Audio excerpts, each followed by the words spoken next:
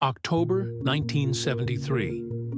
The world stood at the edge of a knife. The Middle East, a region where ancient histories clash with modern-day power struggles, had become the epicenter of global tension. What seemed, on the surface, like just another conflict in an already war-torn land, hid something far deeper, something far more dangerous. The wheels of power were turning, unseen, in the dark recesses of intelligence agencies, the corridors of governments, and the plotting rooms of generals. Secrets were being whispered, plans were being made, and soon a storm was about to break, one that would shake the foundations of global power. The Yom Kippur War, a war that erupted in silence as Israel fasted on its holiest day. A war that would drag the world's superpowers into its vortex. On October 6, 1973, Egypt and Syria, backed by Soviet support, launched a carefully coordinated assault against Israel. Yet this was no ordinary war. It was a war not just of tanks and planes, but of misinformation, secrecy, and failure. Failure of the very institutions that were supposed to protect and predict. This is the story of deception, miscalculation, and an intelligence failure that almost unleashed a global catastrophe. For months leading up to that fateful October, U.S. intelligence was flooded with troubling signals. Satellite images captured the movements of military equipment on Egypt's borders. Spy networks whispered about secret meetings in Damascus. Reports from the ground warned of strange military drills, far too frequent to be routine. The signs of war were there, for those who knew how to read them. And yet, the CIA, the most powerful intelligence agency in the world, dismissed it all. These movements, they said, were not a prelude to war, but mere posturing. How could they have been so wrong? The United States, under the leadership of President Richard Nixon, found itself caught in a web of false assumptions. Nixon trusted Israel's intelligence capabilities. He believed, as did many of his advisors, that the Mossad, the famed Israeli intelligence service, would detect any real threat long before it could materialize. The problem wasn't with the information, it was with perception. The U.S. was blinded by overconfidence. They believed that the Arab nations, humiliated in previous wars, would not dare to challenge Israel again. After all, Israel had dominated the Six-Day War just a few years prior. They were invincible, or so everyone thought. And so, as the sun rose over the Middle Eastern deserts on October 6th, Israeli soldiers were not on high alert. They were praying, fasting, and resting in observance of Yom Kippur. Their defenses were down. Their minds were focused on peace. But the silence was soon shattered. At exactly 2 p.m., the skies over the Suez Canal erupted in a roar of artillery fire. Egypt's military surged across the water, while Syrian tanks rolled down from the Golan Heights. The attack was swift, brutal, and precise. In a matter of hours, Israel was caught in a nightmare it never imagined would come. Israel, the nation that had prided itself on its preparedness, was now reeling. The Egyptian and Syrian forces, underestimated for so long, had unleashed an assault that reached deep into Israeli territory. For the first time, Israel's very survival was under threat. And far across the Atlantic, in the halls of Washington, the full scale of the disaster was beginning to sink in. The reports that had trickled in over months, dismissed as mere exercises, had become reality. As the situation spiraled out of control, the United States was forced to take drastic action. The conflict was no longer a regional affair.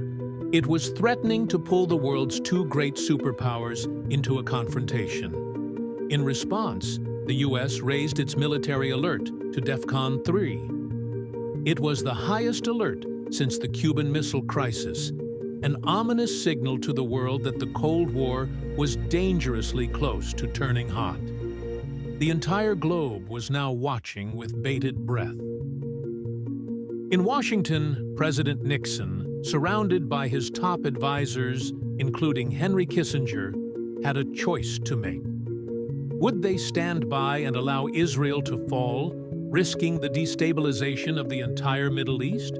Or would they intervene and face the potential wrath of the Soviet Union, who had been backing Egypt and Syria with weapons, resources, and strategic advice?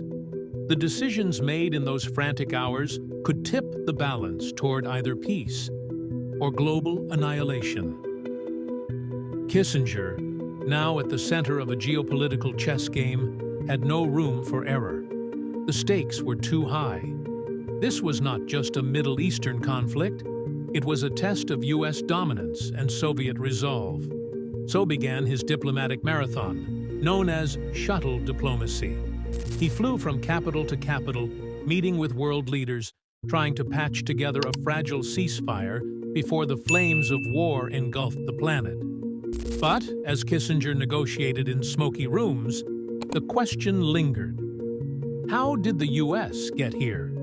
How had the intelligence community failed so spectacularly to foresee the events unfolding? The signs had been there all along. Reports from analysts, satellite imagery, intercepted calls. But each time the warnings had been downplayed, misinterpreted, or outright ignored. In the end, it was not a failure of intelligence gathering, but of understanding. The U.S., Israel, and their allies had misread the intentions and capabilities of Egypt and Syria. Overconfidence, rooted in past victories, had blinded them to the reality on the ground.